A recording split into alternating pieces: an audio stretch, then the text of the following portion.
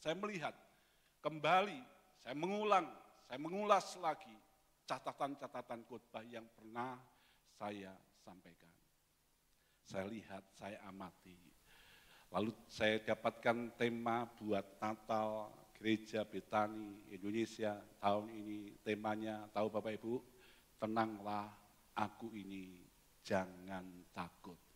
Lalu dari satu perikop yang ada, saya melihat, saya merenungkan kira-kira dari ayat yang ada muncul tema apa. Lalu saya dapatkan tema yang luar biasa, temanya ada Tuhan dalam badai. Coba kita lihat di dalam Matius pasal yang ke-14. Kita akan melihat Bapak Ibu, Matius pasal yang ke-14 ayat yang ke-22 sampai ayat yang ke-27. Saya mengajak kita baca bersama-sama, kita kembali mengulang dan merenungkan apa yang Tuhan sampaikan. Mari kita baca 1, 2, 3. Sesudah itu Yesus segera memerintahkan murid-muridnya naik ke perahu dan mendahuluinya ke seberang. Sementara itu ia menyuruh orang banyak pulang. Dan setelah orang banyak itu disuruhnya pulang, Yesus naik ke atas bukit untuk berdoa seorang diri. Ketika hari sudah malam, ia sendirian di situ. Perahu murid-muridnya sudah beberapa mil jauhnya dari pantai dan diombang-ambingkan gelombang karena angin sakal. Kira-kira jam 3 malam datanglah Yesus kepada mereka berjalan di atas air. Ketika murid-muridnya melihat dia berjalan di atas air, mereka terkejut dan berseru, apa Bapak Ibu? Itu hantu. Lalu berteriak-teriak karena takut.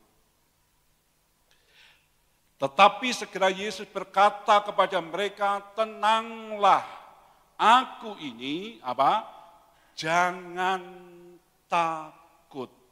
Bapak Ibu, kalau kita melihat, kita cek dalam kehidupan kita, sebentar lagi kita akan ganti kalender kita, lalu kita ganti kalender yang baru. Tahun 2024 kita akan copot, lalu kita pasang kalender yang baru 2025.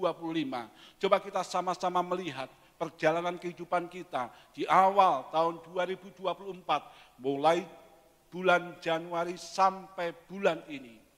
Tinggal beberapa hari kita akan meninggalkan tahun 2024. Pertanyaannya begini, kira-kira banyak mana kita takut atau kita percaya sepanjang tahun ini? Masing-masing kita punya jawaban yang berbeda. Kalau Bapak Ibu tanya saya, banyak mana Pak? Takutnya atau percayanya? Kalau saya jawab 50-50, ya kadang takut, kadang juga percaya. Kehidupan kita ini enggak lepas dengan apa yang namanya masalah. Nah, perikop ini menggambarkan bagaimana kekuasaan Tuhan Yesus atas alam. Kisah yang lain juga kita melihat bagaimana Tuhan Yesus menghentikan angin, topan, dan badai.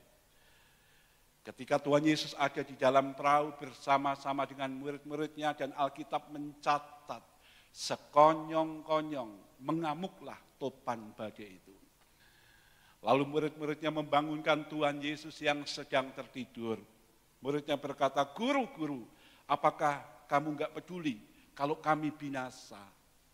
Lalu Tuhan Yesus bangun. Dia menghardik angin dan badai itu. Diam. Tenanglah. Kekuasaan Tuhan Yesus atas alam. Tuhan Yesus mengubah air menjadi anggur. Itu juga salah satu kekuasaan Tuhan Yesus atas alam. Tuhan Yesus yang kita sembah, yang kita punya. Tuhan yang luar biasa. 5 roti dan 2 ekor ikan mampu cukup berikan makan 5.000 orang. Belum wanita dan anak-anak. Nah, salah satu kisah tentang kekuasaan Tuhan Yesus atas alam adalah kisah ini.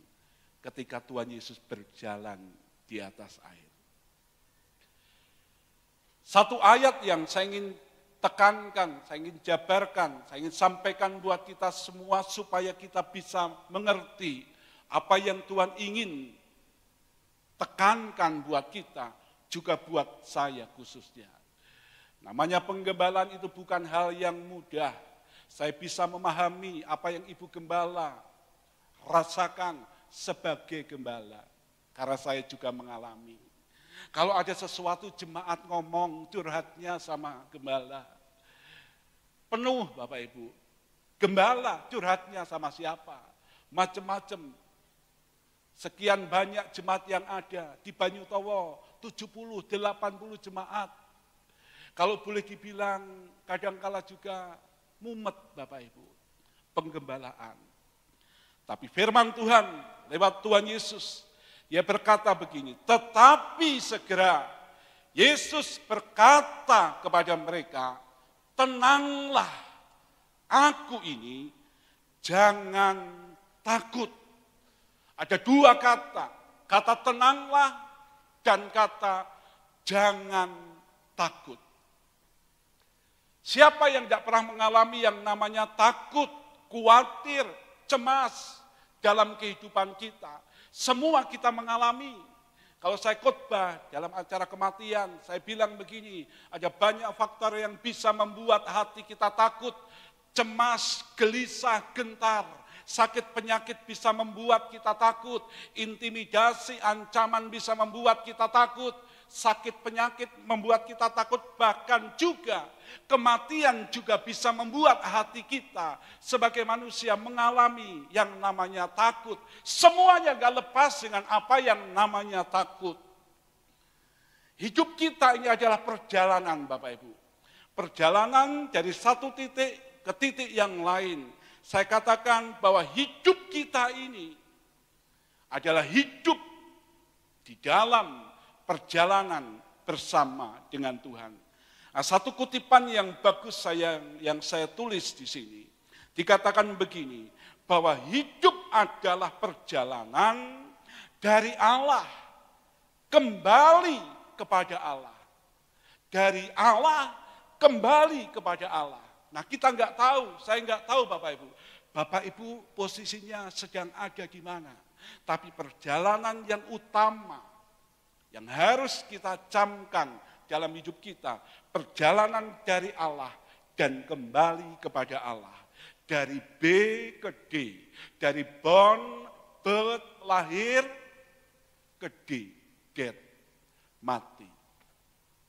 Di tengah-tengahnya, melewati cuma satu huruf, yaitu C.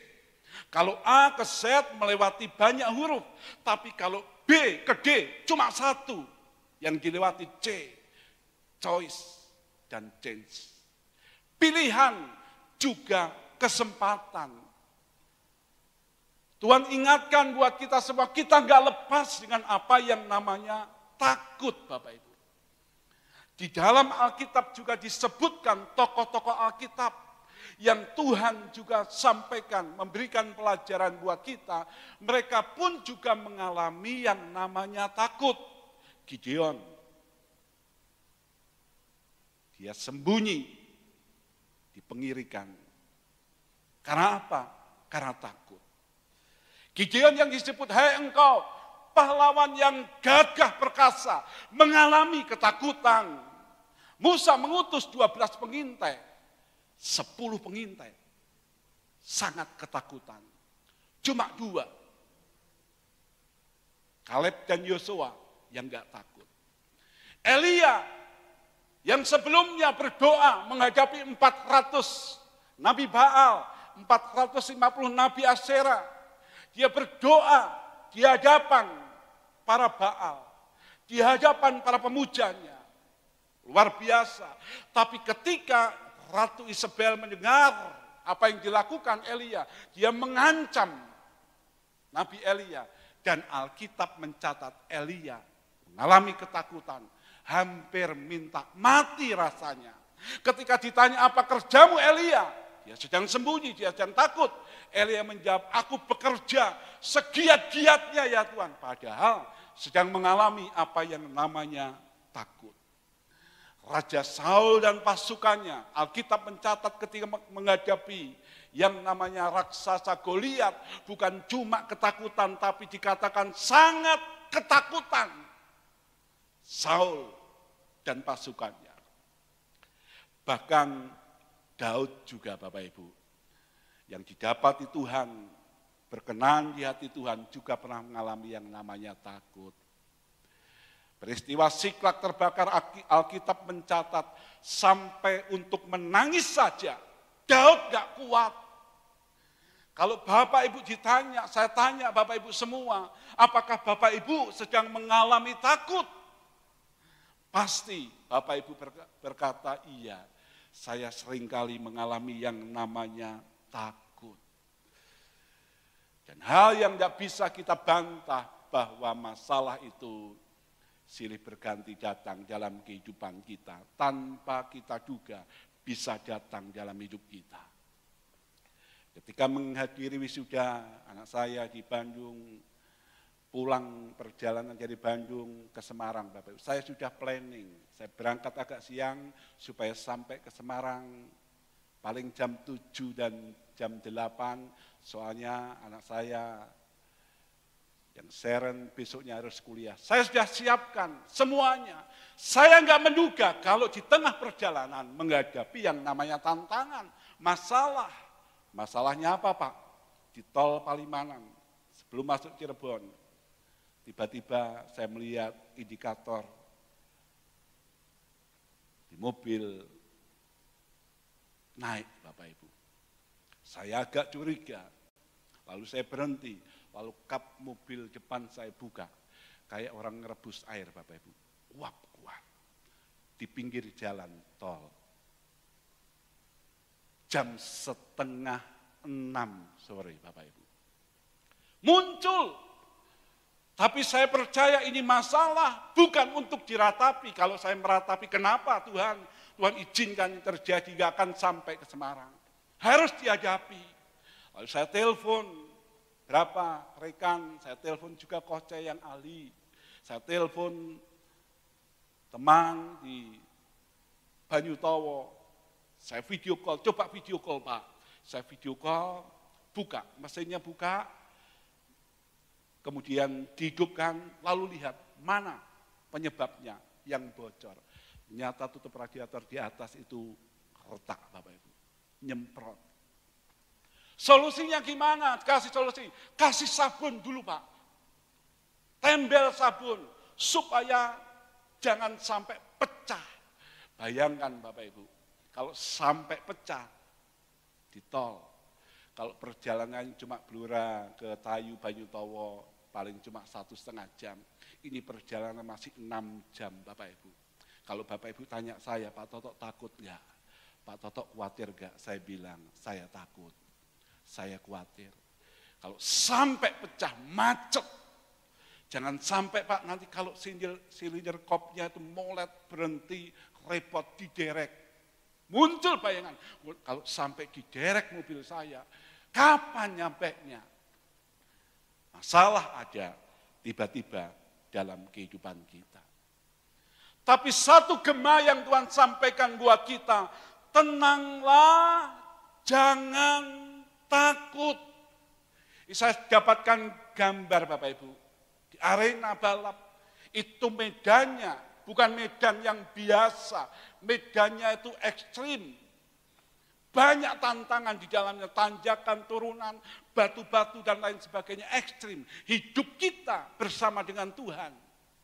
Kita juga menghadapi yang namanya tantangan, masalah demi masalah dalam hidup kita. Masalahnya beda-beda, faktornya beda-beda yang membuat kita takut. Tapi Tuhan berkata, tenanglah, jangan takut. Muncul pertanyaan, kenapa kita harus tenang? Kenapa kita ini enggak boleh takut?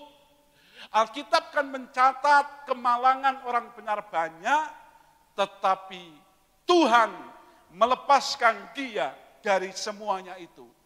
Coba kita melihat Di tengah-tengah masalah tantangan yang kita hadapi, kita ini kalah atau menang, kita ini kokoh atau roboh, kita hidup atau mati, kita goncang dan tumbang atau kita terbang bersama dengan Tuhan, itu harus kita hadapi. Alasannya yang perlu kita perhatikan, kenapa kita harus tenang, kenapa kita enggak boleh takut, Bapak Ibu.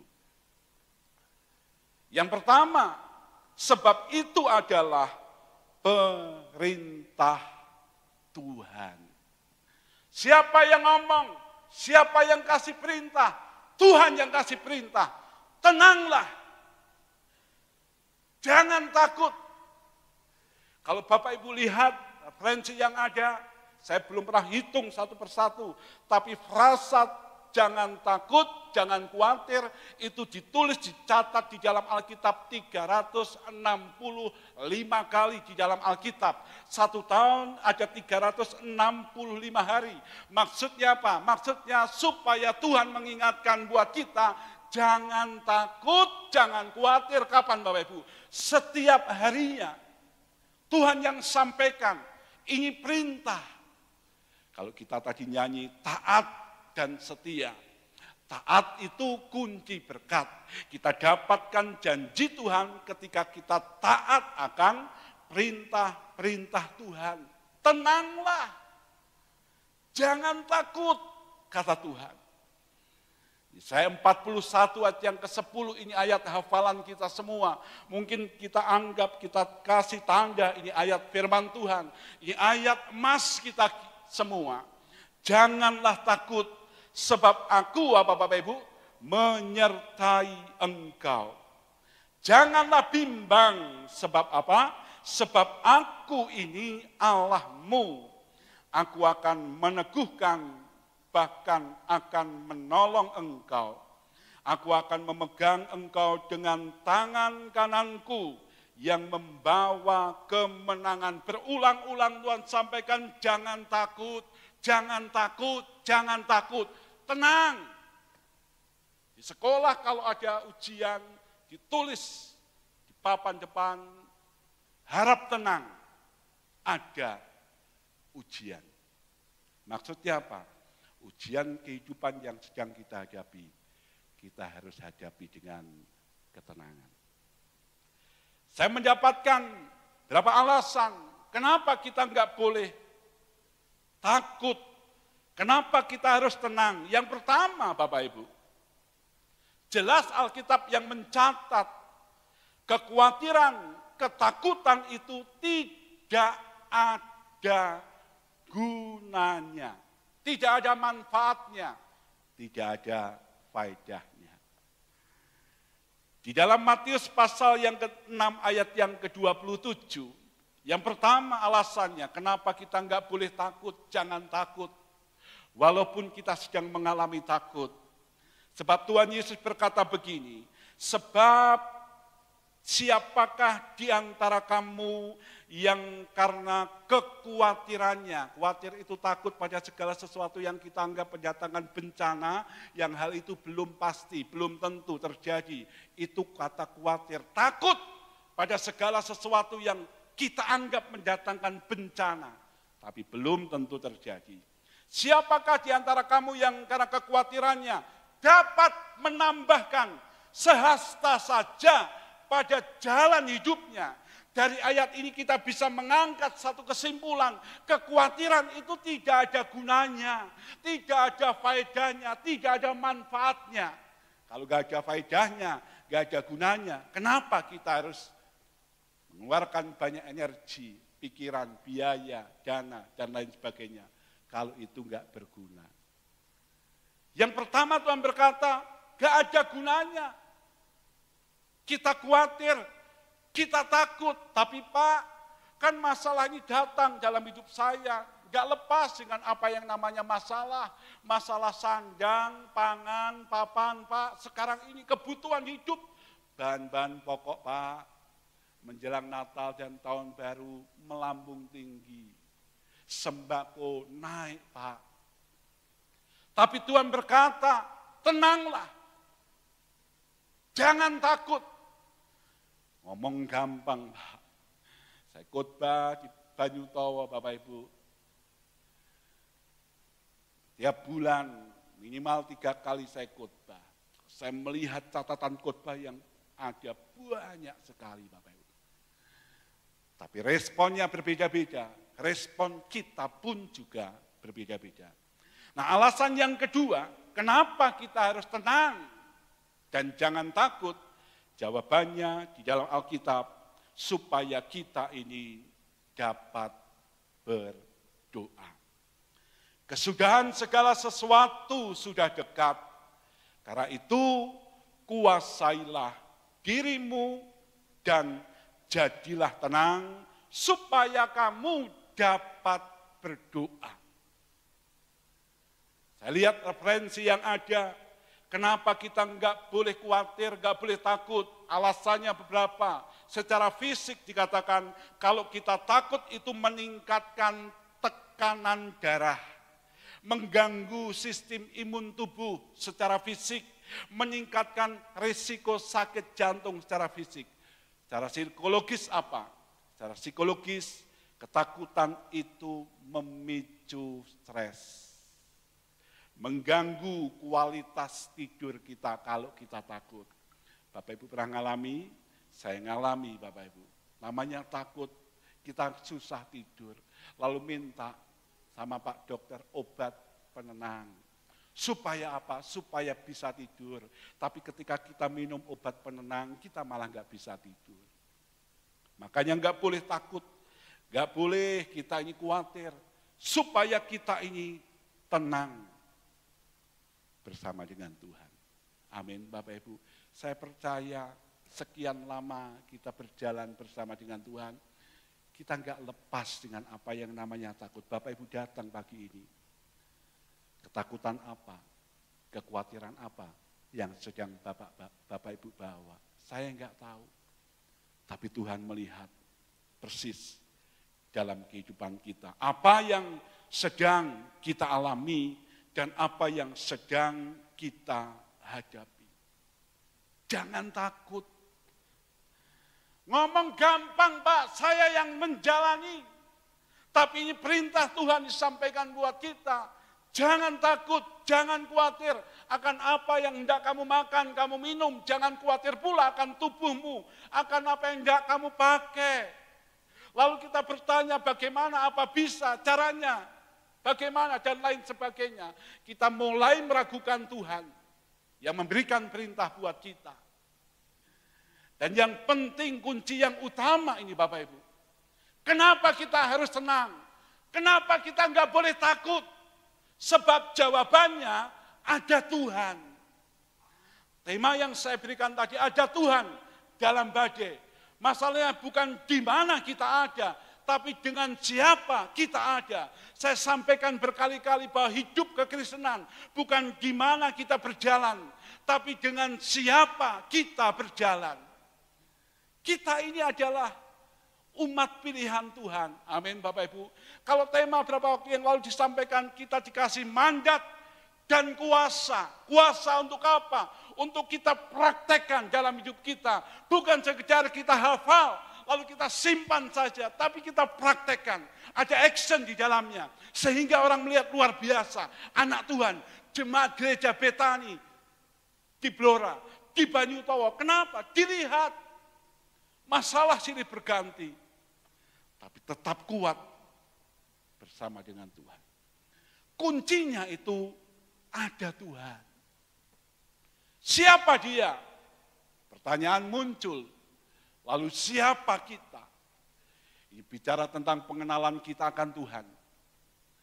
Hosea katakan marilah kita mengenal dan berusaha sungguh-sungguh mengenal Tuhan. Ia pasti muncul seperti fajar. Daniel 11 ayat yang ke-33b dikatakan tetapi umat yang mengenal Allahnya akan apa Bapak Ibu? Akan tetap kuat dan akan bertindak. Ketemu dengan jemaat anak Tuhan, Pak, saya enggak kuat.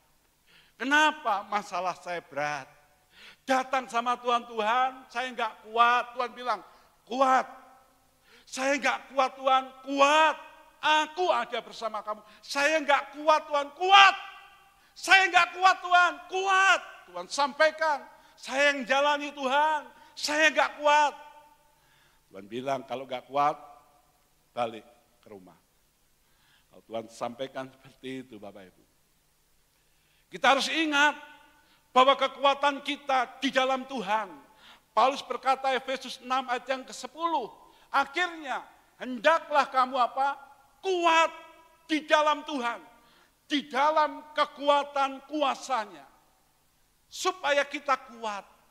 Tetap kuat sampai akhir. Nah, ayat-ayat yang disampaikan, yang ditulis di dalam Alkitab. Perhatikan Bapak Ibu. Siapa Tuhan? Kalau saya tanya Bapak Ibu, kalau Bapak Ibu ditanya, sinten Gusti Yesus niku? Siapa Tuhan itu? Jawabannya sesuai dengan pengalaman kita, masing-masing beda. Kalau orang lain ditolong, saya juga. Pertolongan apa yang Tuhan sudah berikan buat kita semua, beda-beda. Kalau Tuhan menyembuhkan kita, kita berkata dia Jehovah Rafa, penyembuh yang sejati, tabib di atas segala tabib, dokter di atas segala dokter. Salah satu diaken di Banyutowo dibawa ke rumah sakit. Malam jam 12, saya ditelepon, Pak, si A ada di rumah sakit KS Jatayu. Kenapa? Katanya serangan jantung, Pak. Penyumbatan 3. Lalu saya datang tengah malam di rumah sakit KS Jatayu. Tapi enggak diapa-apakan. Namanya penyumbatan jantung kok enggak ada, pakai oksigen. Saya bilang, jangan takut. Kalau itu penyumbatan jantung, apalagi sampai 3, enggak mungkin. Enggak dikasih oksigen. Ternyata ada gangguan lambung. Masalahnya bukan di jantung tapi di lambung. Tapi dia mengalami ketakutan. 3 Pak yang nyumbat. Firman Tuhan saya sampaikan, saya kuatkan kembali. Walaupun diaken, walaupun juga khotbah. Saya juga khotbah, tapi saya juga mengalami yang namanya takut dan khawatir dalam hidup saya.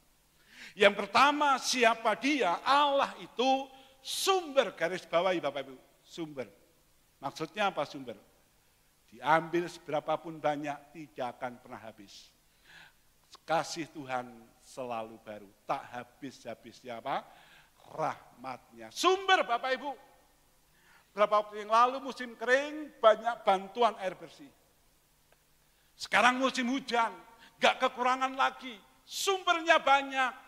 Nah Allah kita disebutkan di beberapa ayat, dalam Roma pasal yang ke-15 ayat yang ke-33, yang pertama, Allah sumber damai sejahtera. Kalau kita berkata shalom, damai sejahtera buat kita. Damai sejahtera itu apa Pak? Damai sejahtera itu kalau di dalam Mazmur pasal 128 dikatakan damai sejahtera Tuhan atas Israel. Damai sejahtera itu berkat Tuhan yang komplit. Damai itu berkat Tuhan secara rohani, sejahtera itu berkat Tuhan secara apa? Jasmani, materi ada di dalamnya. Dua-duanya digabung, damai sejahtera Tuhan berikan buat kita semua. Nah Alkitab mencatat Allah itu sumbernya, pusatnya. Luar biasa, tidak akan pernah habis oleh karena kebutuhan kita. Saya ngomong sama almarhum Papi Elkana, saya guyon begini, Pi, Allah mengundang kita untuk membebani dia dengan segala yang membebani kita. Dan stoknya Tuhan tidak akan pernah habis karena kebutuhan kita. Lalu Pak Elkana bilang, ngopo Cung, saya ulang, Pi. Allah mengundang kita untuk membebani dia dengan segala yang membebani kita. Dan persediaan Tuhan tidak akan pernah habis karena kebutuhan kita. Apa yang kita butuhkan Tuhan punya. Kapanpun juga. Dan tidak pernah habis-habisnya. Selalu baru tiap pagi. Tak habis-habisnya. Itu Allah kita. Sumber. Lalu yang kedua, Allah kita adalah sumber segala kasih karunia. Bukan cuma satu dua hal, tapi segala kasih karunia. Sebab dari kepenuhannya kita berjalan dari kasih karunia demi kasih karunia. Kita berkata hidup Tuhan Yesus diawali dengan mujizat, diwarnai dengan mujizat, diakhiri dengan mujizat. Bagaimana dengan hidup kita? Apakah kita juga mengalami mujizat yang Tuhan siapkan buat kita dimanapun kita ada, situasi apapun yang sedang kita hadapi, mujizat Tuhan dinyatakan buat kita. Kenapa? Sebab Dia sumber segala kasih karunia buat kita. Yang ketiga, Allah itu sumber segala penghiburan. Pujian katakan segala susah kita Tuhan yang hitung, air mata kita Tuhan yang tampung di dalam kirbatnya. Dia mengerti yang namanya bahasa tetesan air mata. Ada orang yang banyak bahasa, yang paham bahasa-bahasa di dunia, bahasa Inggris, Prancis, Jerman, dan lain sebagainya. Tapi bahasa tetesan air mata hanya Tuhan yang tahu, Tuhan yang paham. Sebab Dia sumber segala penghiburan buat kita. Yang selanjutnya, yang keempat dikatakan Allah sumber pengharapan. Nanti di Banyutowo dalam ibadah awal tahun mereka mengisi harapan-harapan yang ada untuk tahun 2025. Saya percaya Bapak Ibu juga mengisi, punya harapan-harapan apa yang akan Bapak Ibu harapkan di tahun 2025. Kita tulis. Nah, kita letakkan harapan kita kepada siapa, itu yang penting. Iman adalah dasar dari segala sesuatu yang kita harapkan dan bukti dari segala sesuatu yang belum, yang tidak kita lihat, butuh yang namanya basicnya, fondasinya untuk kita meletakkan harapan kita di dalam Tuhan, yaitu iman. Ibrani 11 ayat yang ke-6, sebab tanpa iman tidak mungkin orang berkenan kepada Allah. Alkitab mencatat berkali-kali ayat-ayat disampaikan buat kita, Allah itu sumber pengharapan. Kalau orang dunia nyanyi, hilang permataku, hilang harapanku. Hilang harapannya, kenapa? Gak tahu kepada siapa dia letakkan pengharapannya, dia nyanyi. Hilang harapanku. Mungkin Bapak Ibu, sekalipun Bapak Ibu ada di tempat ini, berkali-kali dengar firman Tuhan, bahkan kita juga khotbah tentang firman Tuhan.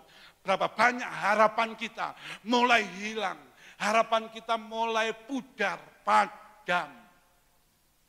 Dan Tuhan sedang melihat. Bu Kartini ciptakan sebuah buku, Habis Gelap, apa Bapak Ibu? Terbitlah terang, ada harapan di dalam Tuhan, sebab Tuhan sumber pengharapan buat kita. Mazmur pasal 36 ayat yang ke-9, Allah itu sumber apa Bapak Ibu? Hayat. Hayat itu apa? Sumber hidup. Kita harus pahami, Tuhan sampaikan berkali-kali, aku ini aku, dibolak-balik sama, aku ini aku ini aku. Kisah si Acong.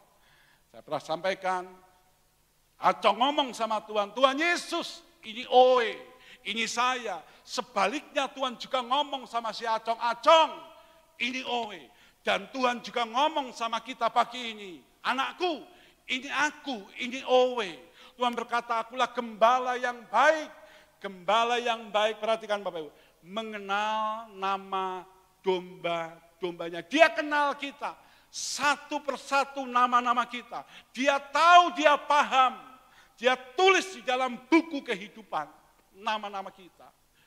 Dan gembala yang baik memberikan nyawanya buat domba-dombanya. Ketakutan itu muncul banyak sekali yang membuat kita takut. Bahkan salah satu ketakutan yang kita hadapi, ketakutan untuk memberi. Ketakutan untuk menabur. Kenapa takut? Namanya menabur ya kurang toh Pak. Takut. Wong enggak menabur saja, enggak cukup kok nabur. Secara logika enggak masuk akal. Saya tekankan kepada jemaat di Banyutowo, ayo kita belajar. Seberapapun besar yang ada, taburan kalian, itu berharga di hadapan Tuhan. Punya harapan, kepingin bangun pastori, Kepengen bangun ruang doa, sekretariat, ruang sekolah minggu. Saya bilang hati-hati, jangan main-main dengan uang jemaat.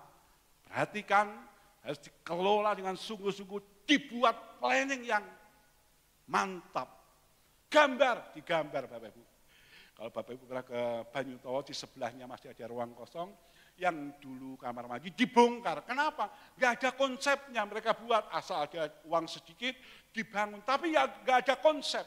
Buat konsep yang betul-betul bisa dilaksanakan walaupun itu bertahap. Digambar Bapak Ibu.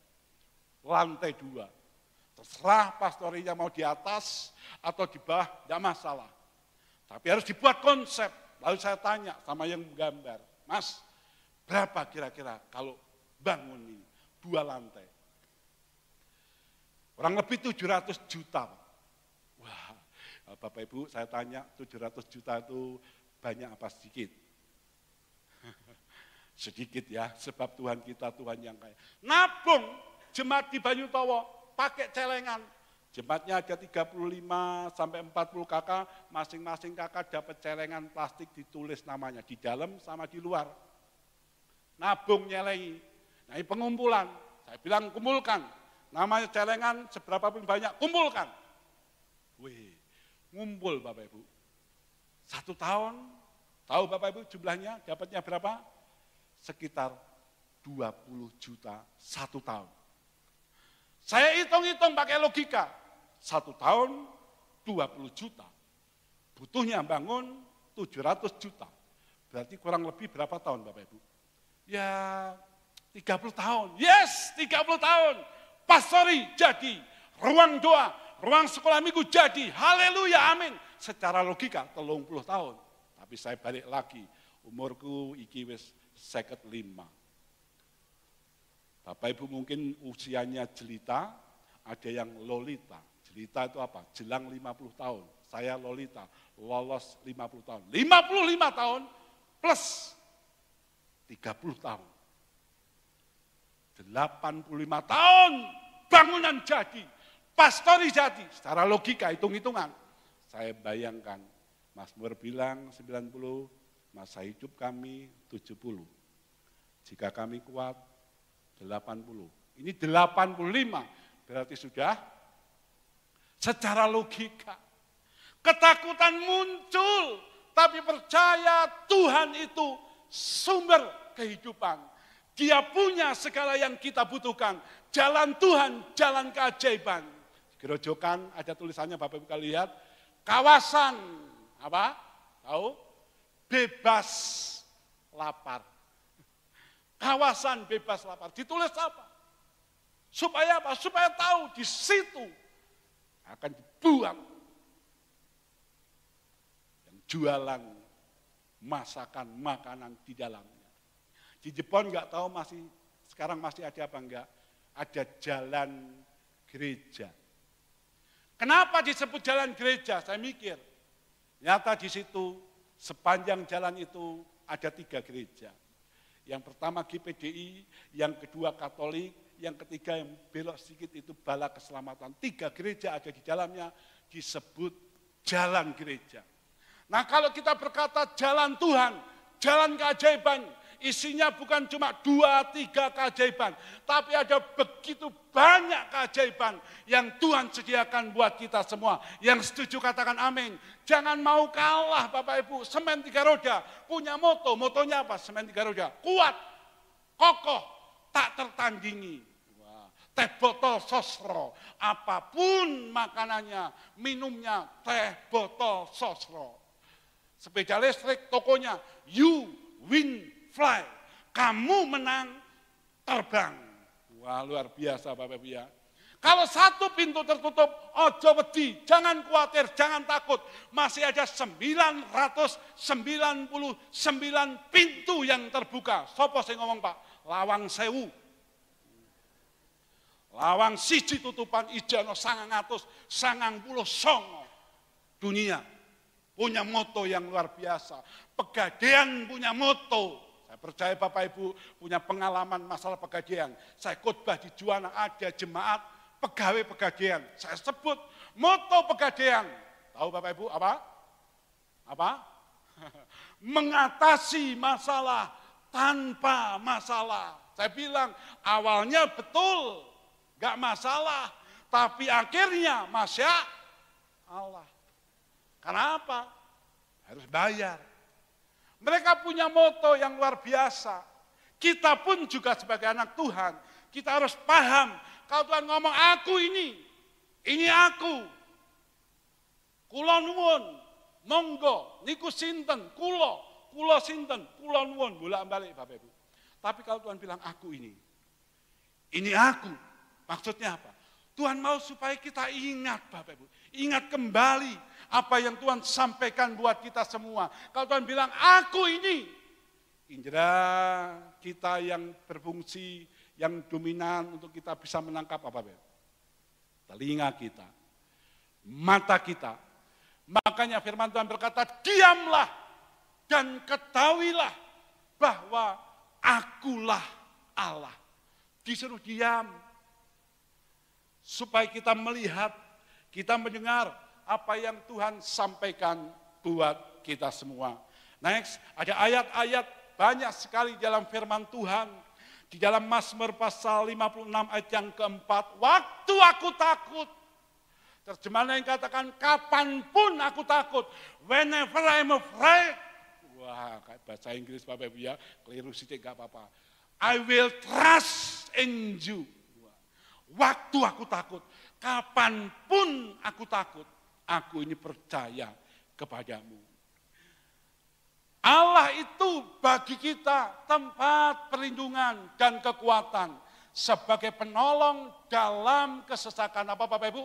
Sangat terbukti. Segala perkara dapat kutanggung di dalam Dia yang memberikan kekuatan kepada siapa Bapak Ibu? Kepada kita. Kalau kita nyanyi berkali-kali Kau menolong, berkali-kali Kau kuatkan. Ingat Bapak Ibu, ketika kita menolong orang lain, jangan kita ingat. Tapi kalau kita ditolong orang lain, jangan kita lupakan. Nah, Tuhan menolong kita bukan cuma 1-2 kali, tapi berkali-kali. Dia tolong kita, Dia kuatkan kita. Waktu kita lemah, Tuhan kuatkan. Kapan? Berapa kali? Berkali-kali Dia kuatkan. Lalu kita nyanyi, biasanya juga dinyanyikan kalau acara kematian, bersamamu Bapa, ku lewati semua. Bersama dengan siapa? Bersama dengan Bapa. Kita lewati semua, kita diulang. Supaya apa? Supaya kita jangan lupa. Ketika Tuhan Yesus mengadakan mujizat membangkitkan Lazarus yang sudah 4 hari mati. Tuhan berkata, angkat batu itu. Marta berkata, Tuhan, dia sudah berbau sebab sudah 4 hari ia mati. Tuhan Yesus ngomong apa Bapak Ibu? Bukankah sudah kukatakan kepadamu apa Bapak Ibu? Jikalau kamu percaya, kamu akan melihat kemuliaan Allah. Kalau Tuhan ngomong, bukankah sudah kukatakan kepadamu, maksudnya bahwa sebelumnya Tuhan sudah sampaikan, Tuhan katakan buat kita berkali-kali, bukankah sudah kukatakan kepadamu. Jikalau kamu percaya, kamu akan melihat kemuliaan Allah. Mengapa kita belum melihat kemuliaan Allah? Karena kita tidak percaya. Di manakah kepercayaanmu? Hei kamu yang kurang percaya. Hei kamu angkatan yang tidak percaya. 3 istilah. Di mana kepercayaan kita? Kita yang kurang percaya, kita yang tidak percaya. Diulang-ulang. Ada yang ngomong, Pak Toto kok apal ayat yo?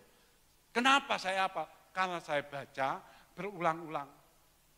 Saya kasih contoh Bapak, baca. Apalagi kalau di depan kaca, ngomong, keliru, gak masalah. Gak ada sing delok. Kalau saya sampaikan firman Tuhan di ICU, saya ngomong, saya khotbah, orangnya koma, saya salah, gak masalah. Soalnya gak dengar. Tapi diulang-ulang. Supaya apa? Supaya kita ingat. Bukankah sudah kukatakan kepadamu, jikalau kamu percaya, kamu akan melihat kemuliaan Allah. Hanya kuatkan dan teguhkanlah hatimu. Janganlah engkau lupa memperkatakan kitab Taurat ini. Diulang-ulang. Pagi ini kita terima pengulangan firman Tuhan. Dari sekian banyak yang dikhotbahkan, yang disampaikan, pertanyaannya, apakah kita masih ingat? Apakah kita sadar dan kita percaya? Siapa yang tahu rekamannya penjual tahu bulat? Yang hafal angkat tangan. Tahu bulat, digoreng di mobil. Rasanya enak, 500-an halal. Tahu bulat, digoreng di mobil, rasanya enak, 500-an halal. Coba Bapak Ibu ulangi 20, mesti hafal. Tahu bulat, digoreng di mobil, rasanya enak, 500-an halal. Kenapa saya hafal? Bendino lewat di rumah tayu. Musiknya saya tahu, ngomongnya, rekamannya, ya itu saja. Diulang-ulang, tahu bulat, digoreng di mobil, rasanya enak, 500-an halal, saben dino. Bosen, tapi Tuhan sampaikan buat kita secara rohani. Kalau Tuhan berulang kali sampaikan buat kita, jangan bosan. Tuhan kasih pesan yang kuat, singkat, tapi padat buat kita, untuk kita tetap kuat di dalam Tuhan, menghadapi kehidupan kita. Kalau Bapak Ibu tanya, Pak Toto kadang ngerasa gak kuat, gak pernah. Rasanya gak kuat saya. Mau lepas, gak kuat, berat. Sebetulnya yang membuat kita ini berat Bapak Ibu, membuat kita gak kuat bukan masalah beratnya beban yang kita angkat. Tapi lamanya kita mengangkat beban itu. Kita angkat sendirian, lalu kita gak kuat. Makanya Petrus berkata, serahkanlah segala kekhawatiranmu kepadaku. Allah luar biasa buat kita. Next, nah ada satu ayat yang luar biasa Bapak Ibu. Di dalam Ulangan pasal 31 ayat yang 8. Dikatakan demikian, sebab dia Tuhan, sebab Tuhan, dia sendiri akan berjalan di depanmu, dia sendiri akan menyertai engkau, dia tidak akan membiarkan engkau dan tidak akan meninggalkan engkau. Janganlah takut dan janganlah patah hati. Saya kasih huruf besar, saya tebalkan kata dia sendiri. Maksudnya apa? Tidak diwakilkan. Kalau Bapak Ibu dapat kunjungan Ibu Gembala sendiri yang datang, wah rasanya senang.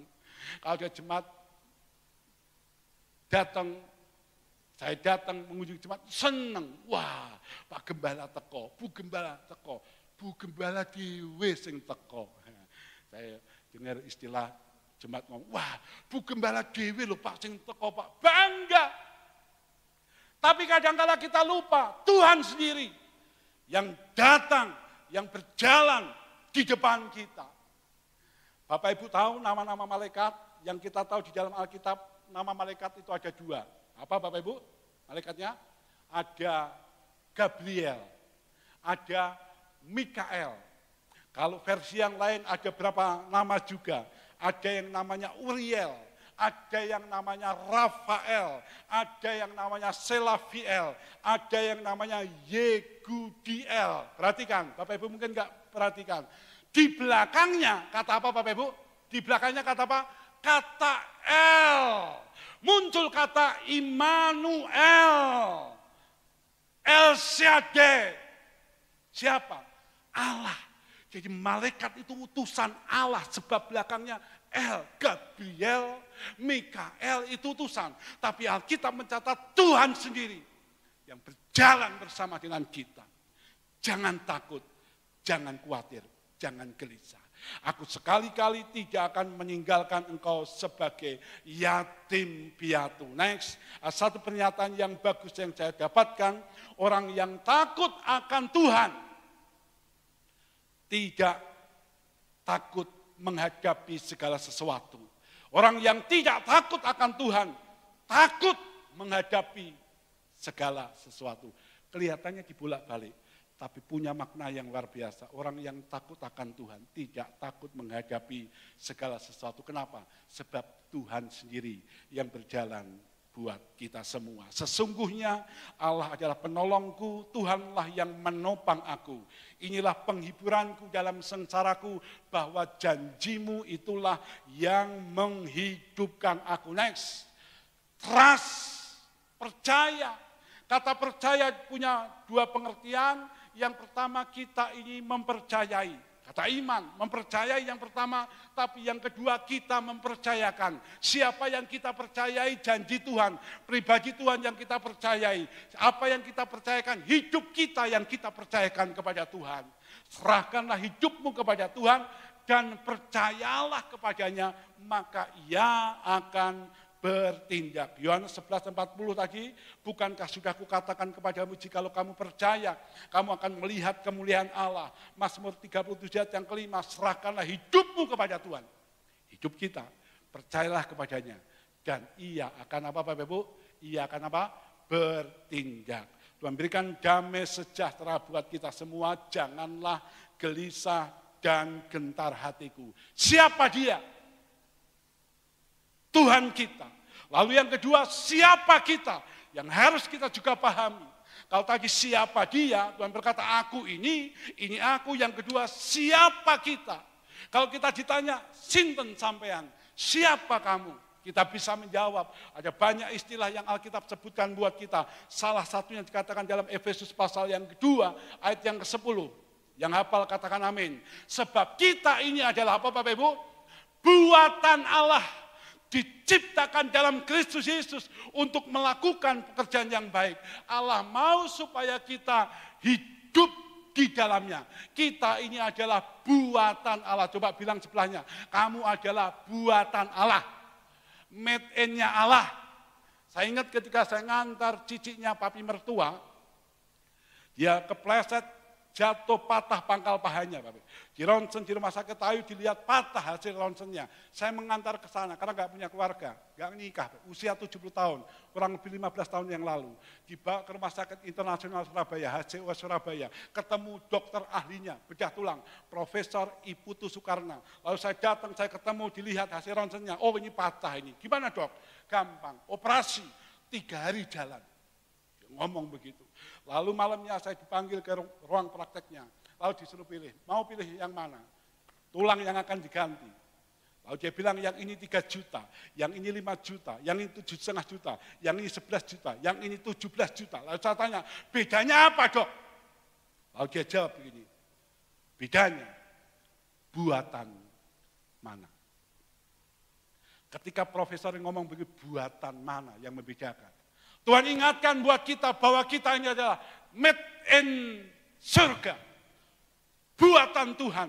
Amin Bapak Ibu. Gak main-main. Orang Banyuto bilang gak bain-bain. Gak gemen-gemen. Kita ini buatan Allah. Tahan banting. Anti gores. Yang percaya katakan amin. Masalah datang sini berganti kita berkata saya punya Tuhan. Tuhan yang menyertai. Yang kedua siapa kita? Yesaya 43 ayat yang keempat. Kita ini adalah berharga di mata Tuhan. Ada kualitas, ada kuantitas, mutu dan jumlah kita ini berharga di mata Tuhan. Emas 1 on dibandingkan dengan rosoan 1 ton lebih berharga emas 1 on. Kenapa? Nilainya tinggi. Nah, secara rohani kita ini berharga, kita ini di mata Tuhan adalah biji matanya. Amin.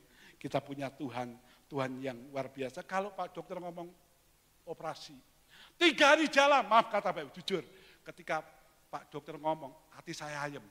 Operasi, telung dino mulai. 3 hari saya tunggu, saya orang yang enggak bisa nunggu Bapak. Saya kejar 3 hari. Dok, waktu visit, ini sudah 3 hari dok, katanya boleh pulang. Dia bilang begini, enak saja pulang kayak operasi bebek saja. Kata dia. Nah dokter kan bilang, operasi 3 hari jalan. Ya harus dilatih dulu, dilatih 2 minggu di sana. Ketika dokter ngomong sama kita, tenang, operasi 3 hari jalan. Kita rasanya ayem, dokter ngomong gak apa-apa. Tapi kalau kita datang sama dokter yang, wah bahaya ibu, wah triglyceridnya naik, kolesterolnya naik, bu, wah bahaya, kita takut. Tapi kalau dokternya ngomong, gak apa-apa bu, gak apa-apa aman. Nanti kalau dicek naik, gak apa-apa, gak usah dicek. Rasanya kita aman, seneng. Kita bangga. Ayem rasanya ketika ada orang ngomong sama kita. Tapi ketika Tuhan ngomong sama kita kita harus lebih percaya bahwa kita punya Tuhan yang luar biasa buat kita. Saya ingat istri saya ketika tahun 2002, Bapak Ibu. 2000 kami nikah, 2002 baru punya anak. Diperiksa di dokter Binarso, kandungannya lemah. Saya ingat dikasih obat, Premaston, Histolan. Dilihat lagi ada kistanya. Gimana dok? Ya harus hati-hati, ya berdoa. Kita berdoa. Lalu ketika hamil Bapak Ibu, 3 bulan dicek, periksa. Dokter Nugroho, gimana dok? Posisinya nyungsang. Kepalanya masih ada di atas. Gimana? Enggak apa-apa, masih 3 bulan. 5 bulan kontrol lagi. Gimana dok? Enggak apa-apa om, masih 5 bulan, masih ada ruang untuk balik. Tapi ketika 7 bulan, saya datang lagi. Gimana dok? Masih nyungsang. Enaknya gimana? Ya kalau mau aman, kalau mau selamat, sesar. Lalu kita bawa ke Semarang, Dr. Samuel. Tiap malam kita berdoa, mujizat Tuhan nyatakan. Saya datang ke sana, diperiksa. Saya tanya, dok, kapan operasinya? Saya malah dimarahi. Kenapa operasi? Sudah normal.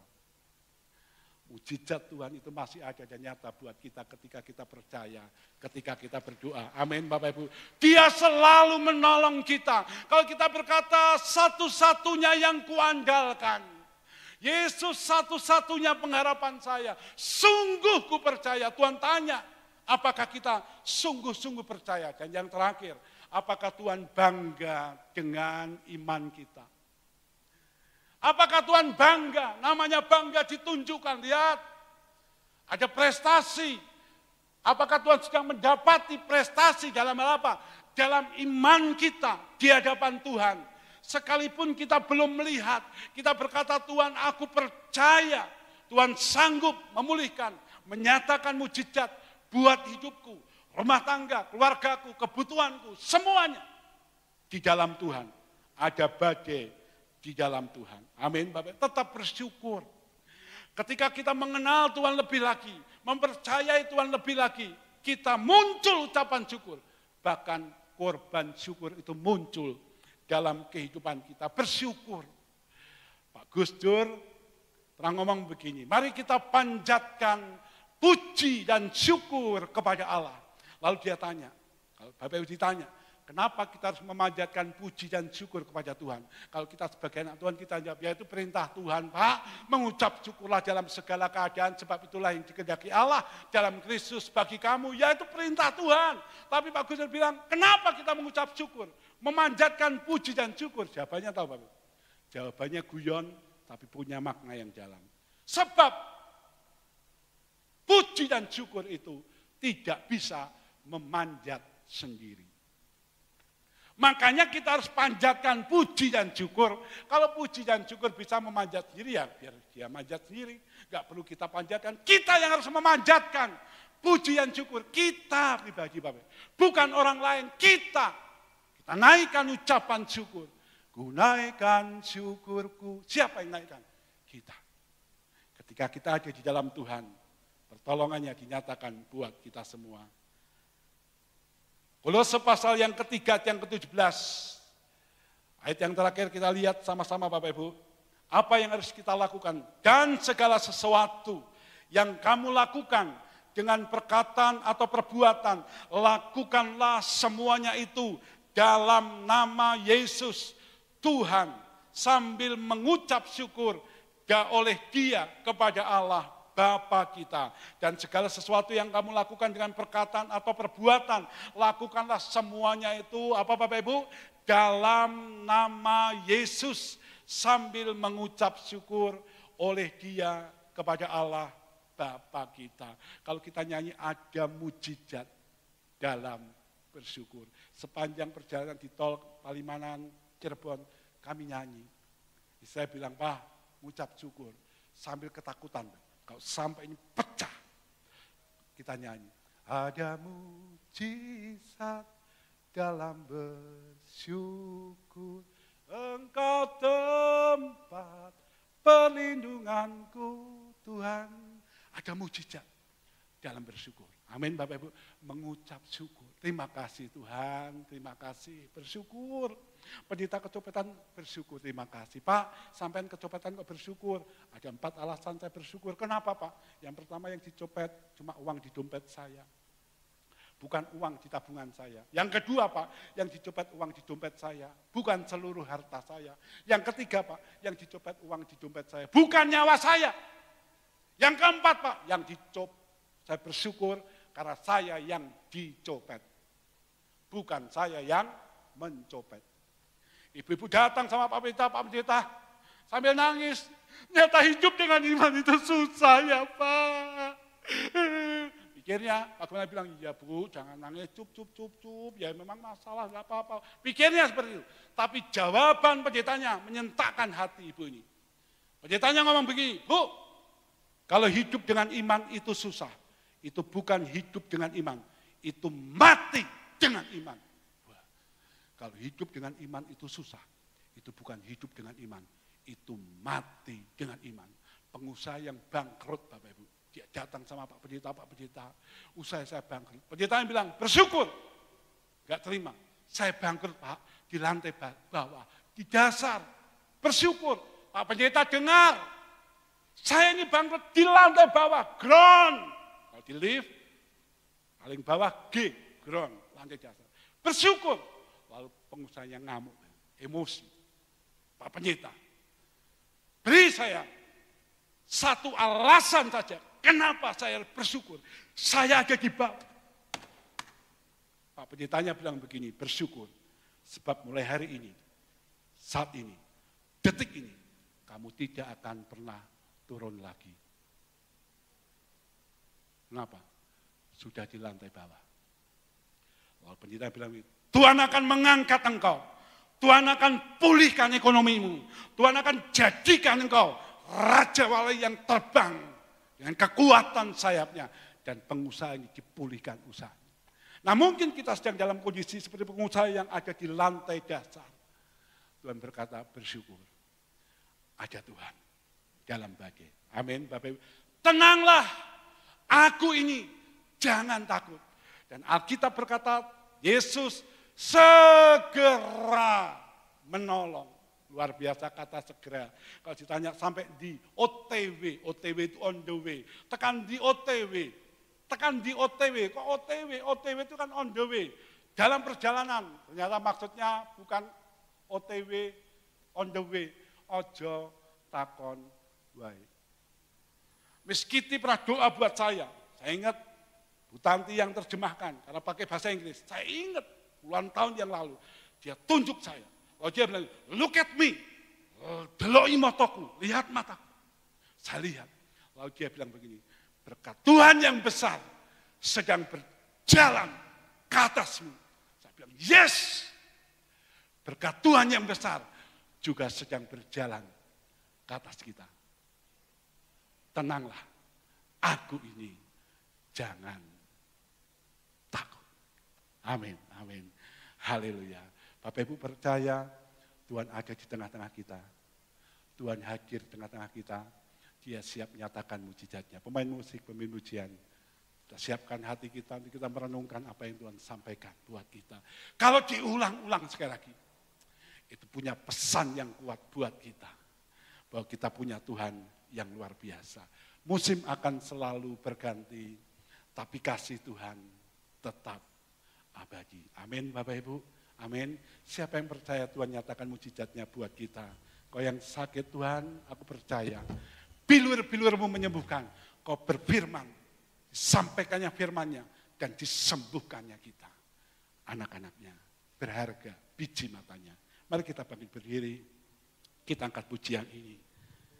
Musim akan selalu berganti. Di Indonesia ada 2 musim. Di luar negeri ada 4 musim. Apapun musim yang sedang kita hadapi, Tuhan selalu menyertai, menolong hidup kita, umatnya.